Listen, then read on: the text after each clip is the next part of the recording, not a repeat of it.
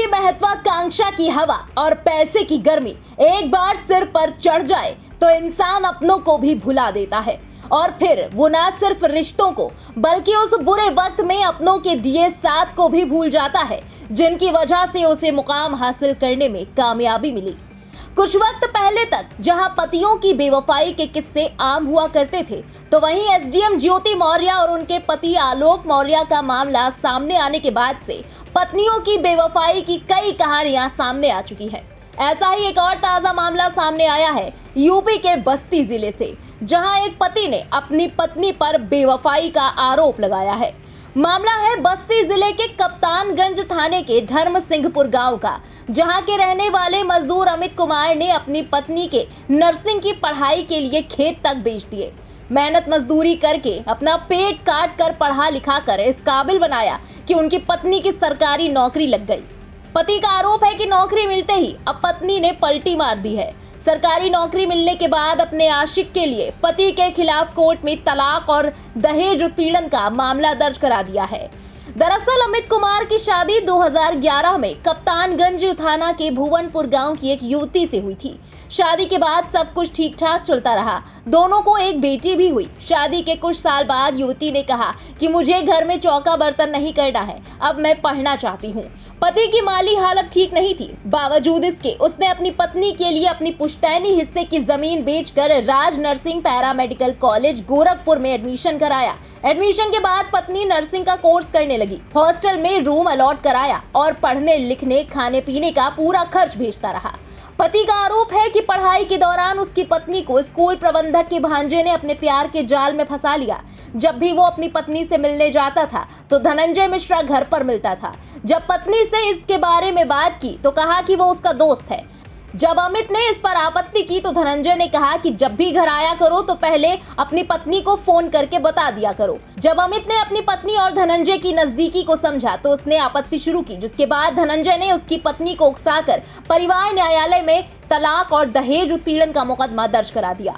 अमित दहेज उत्पीड़न वाले मामले में मेडिएशन के लिए 30 जून को बस्ती न्यायालय पहुंचा। आरोप ये भी है कि मेडिएशन के बाद वो घर जा रहा था, जहां खजुहा गांव के पास धनंजय और उसके अन्य साथी ने उसे रोककर मारपीट की और उसका मोबाइल छीन लिया। जान से मारने की धमकी देकर तलाक के लिए दबाव बना रहे हैं। शादी के पश्चात मेरी पत्नी ने कहा मुझे नर्सिंग का कोर्स करना है। मुझसे कहा तो मैंने कहा पिताजी से बात करके मैं बताता हूँ। तो उन्होंने कहा मेरे पास अभी पैसे की समस्या है, उस समय पश्चात मैं दाखिला करवा दूंगा। तब दोबारा मेरी पत्नी ने कहा, तो फिर मैंने कहा पैसे की समस्या है। तो इसी बात को लेकर मुझसे झगड़ा भी करती थी, हमेशा नाराज रहती थी। उस समय पश्चात मेरे पिताजी ने कर्जा लेकर इनका एडमिशन राज नर्सिंग पैरामेडिकल कॉलेज गोरखपुर में करा दिया। मेरे पिताजी के पास पैसा नहीं था, बहुत समस्या थी। उस समय मेरे पिताजी ने खेत बेच दिया। अब ये नौकरी पा गई, स्टाफ नर्स सरकारी कर्मचारी हो गई हैं और मुझे छोड़ना चाहती हैं, मुझसे तलाक मांगती हैं।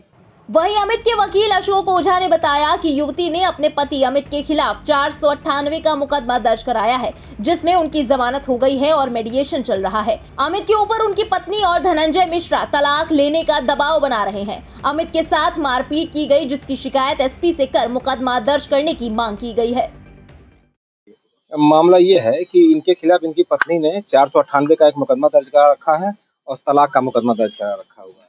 498 में इन्होंने जमानत ले रखी हुई है और मेडिएशन में इनकी फाइल चल रही है।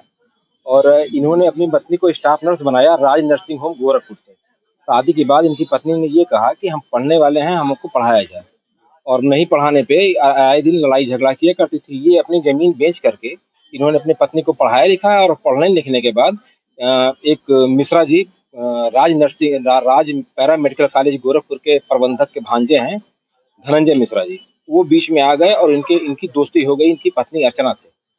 और उन्होंने बीच में आ करके इनको बहला फुसला करके अपने प्रभाव में ले रखा हुआ है। और इनकी जब सरकारी नौकरी लग गई अर्चना की, तो वो लगने के बाद वहाँ पे जब ये जाते थे भिनगा में, वहाँ पे इनके साथ मारपीट करी जाती थी। और मारपीट करने के बाद अब तलाक देने के लिए विवश करवा रहे हैं कि तुम तलाक दे दो अपनी पत्नी को। बहरहाल अब देखना होगा कि बस्ती पुलिस से अब अमित को इंसाफ मिलता है या दर दर की ठोकर। बस्ती से इंडिया पब्लिक खबर संवाददाता पारसनाथ मौर्य की रिपोर्ट। इस पूरे मामले पर आपकी क्या राय है, कमेंट में लिखकर अपनी राय जरूर बताएं। देश और दुनिया की बाकी बड़ी और अहम खबरों के लिए सब्सक्राइब करना ना भूलें इंडिया पब्लिक खबर के YouTube चैनल को और बेल आइकन दबाएं ताकि चैनल से जुड़ी सारी लेटेस्ट अपडेट्स आप तक वक्त से पहुंच पाएं।